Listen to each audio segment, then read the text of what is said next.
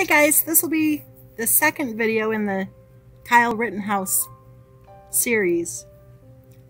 Before I get started on the witness who was a close friend of the decedent, I'd like to follow up on video number 1, because in video number 1 I described the witness as being an EMT, but actually he wasn't.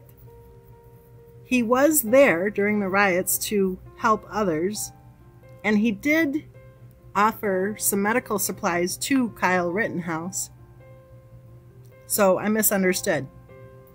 I just learned that he is actually the chief video director for the Daily Caller, and he was there during the riots to get some videos, right? To follow the action. During the cross-exam, the defense lawyer asked if he heard Rosenbaum yelling F you, except of course he didn't say F as in EFF, he said F as in F-U-C-K. And the witness said that Rosenbaum's tone was very angry.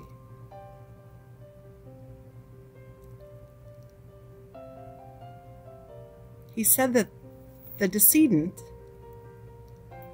cursed and lunged for the defendant. The witness said that Rosenbaum yelled and advanced toward Kyle Rittenhouse.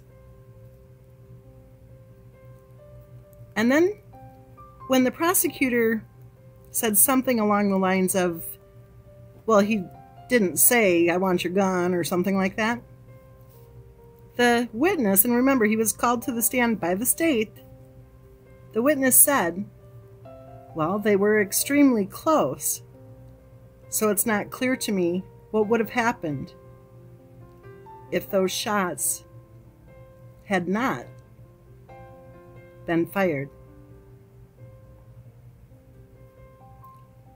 I think it's clear to most of us watching this trial coverage that had those shots not been fired, that Kyle Rittenhouse would have at the very least been beaten to a pulp. He already had a skateboard to the head, and didn't somebody kick him too? And wasn't the crowd saying something about he needs to be craniumed?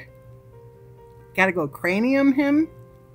Is that what cranium means, is to have somebody in the crowd using a skateboard to his head? And I want to comment on something. You know, we've heard already, in my opinion, too many times, that Rosenbaum wasn't armed, and neither was the skateboard person. You know, they weren't armed, right?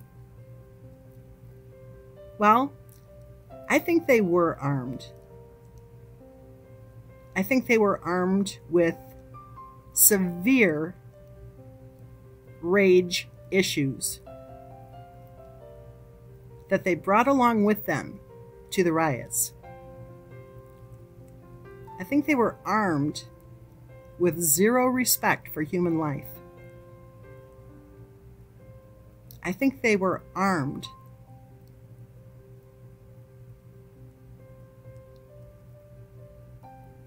with an attitude that they had the right to attack a 17-year-old kid. And I think that 17-year-old kid was the only man of the three. He didn't suddenly start shooting his gun. He didn't want to shoot his gun, obviously. His life was threatened. He evaluated the situation. Do you think that there were police present who were going to rush to his side to help him escape the danger? He knew he was on his own. He was running away from the mob. He didn't want any altercation, obviously. He was there to help people who were injured. He was also there to put out fires, which he did put out a fire set by certain members of the mob, including Rosenbaum.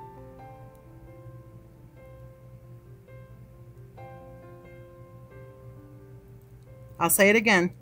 In my opinion, Kyle Rittenhouse should have never been arrested for firing those shots. In my opinion, he was truly in fear for his life. And in my opinion, based on what we've learned so far, he had every reason to be in fear for his life, based on the behavior and the actions of those who were attacking him.